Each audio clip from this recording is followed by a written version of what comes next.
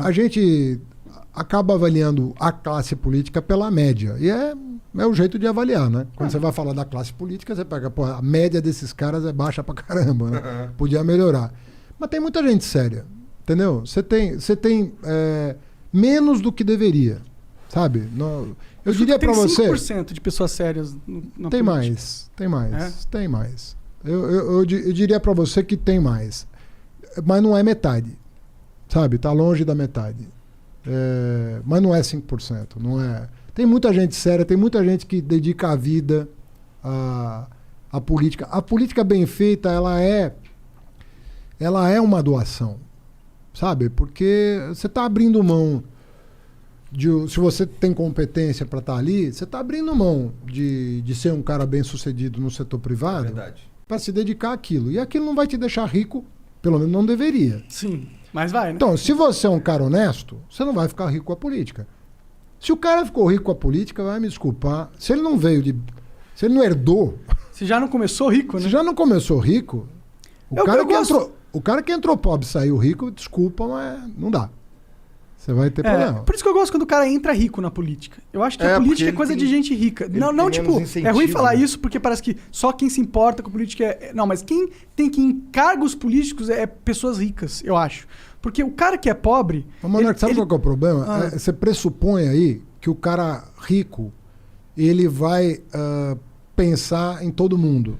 Não, a única coisa que eu tô pressupondo ele não faz isso, mas é que necessariamente. O que eu tô Não estou dizendo que um cara rico não pode ser um grande político. Claro. Pode.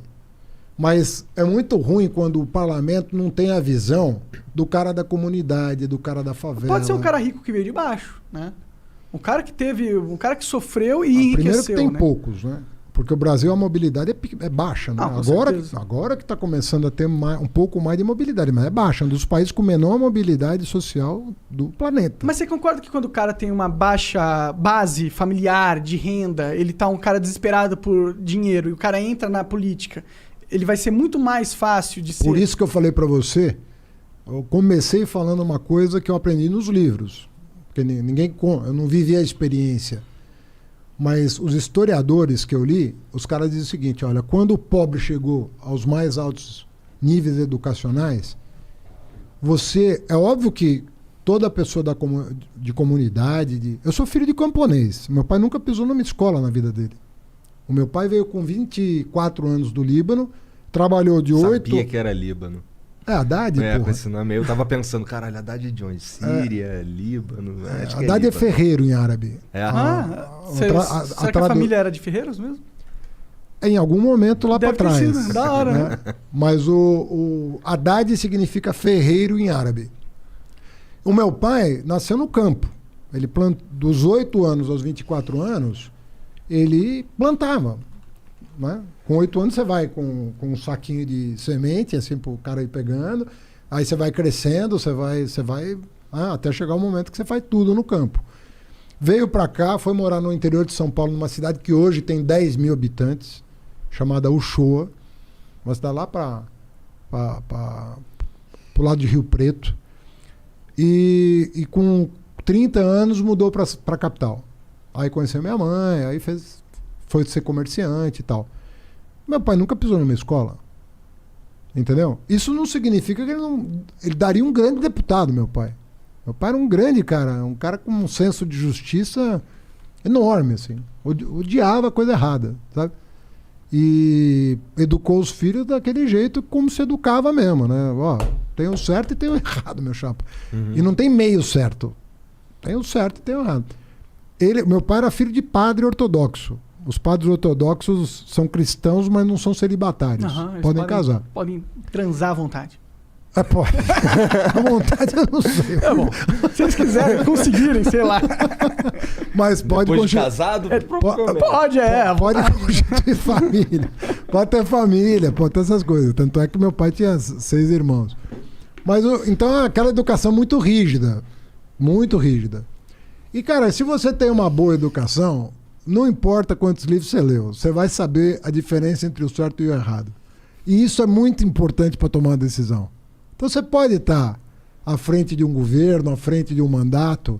Se você recebeu uma educação, você pode ser Sabe? Quem for, com dinheiro, sem dinheiro, você vai saber se colocar. Eu não sei, mais ou menos eu concordo com você, porque eu acho que todo mundo tem um preço.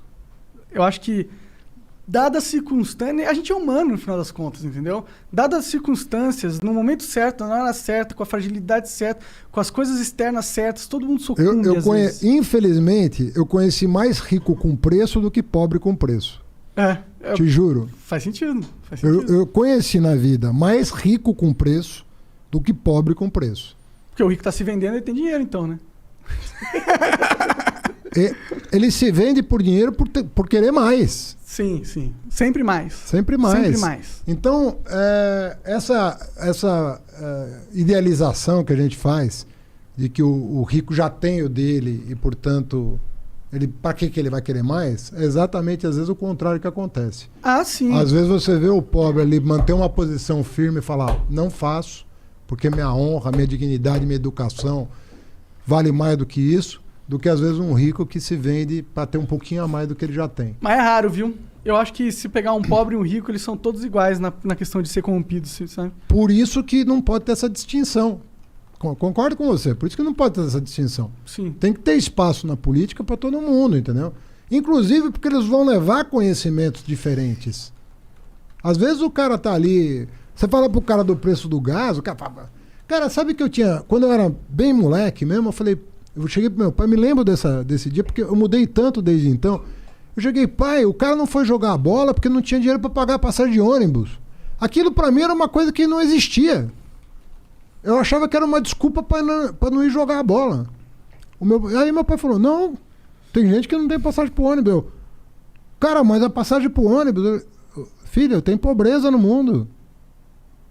Ou seja, às vezes não é de má fé. Às vezes você não conhece. Quando eu comecei a viajar ao Brasil, Monark, porque outra coisa assim, eu conheço São Paulo. Eu moro em São Paulo, você conhece São Paulo? Conheço São Paulo. Porra nenhuma. Essa porra você não conhece São Paulo. Não conhece. O paulistano não conhece a cidade. Aí você chega pro cara e fala, cara, você tem ideia do que é a cidade de Tiradentes? Você tem ideia do que é Guaianazes? Você tem ideia do que é o Grajaú? O cara não sabe nem o nome do bairro. O cara vai ali da Paulista pra casa dele, pra escola dele, pro emprego dele. Ele tá, quando muito, no centro expandido. Quando muito tá no centro expandido. Tatuapé já é outra cidade pro cara. E o cara acha que conhece São Paulo. Mesma coisa do Brasil. O cara acha que conhece o Brasil. O cara nunca pôs o pé no interior do Nordeste, nunca viu a Caatinga de perto, nunca viu o interior do Maranhão, nunca viu... O cara acha que Norte e Nordeste é a mesma coisa, é tudo lá pra cima. Ele não entende que os biomas são muito diferentes, as tradições, a música, a culinária. São países diferentes, são culturas diferentes. Aí o cara quer ser presidente da República. Fala, cara, não é brincadeira isso aqui. Isso aqui é muito diverso, isso aqui tem muitas realidades. Então, por isso que uma pessoa que é carente não pode ser presidente. Você concorda comigo nesse sentido? Mas depende do que você chama. Primeiro, assim, o cara tem que convencer. Primeiro, uma pessoa não consegue 60 milhões de votos se ele não conhecer o Brasil. Sim. É muito difícil. O cara convencer as pessoas a votarem nele.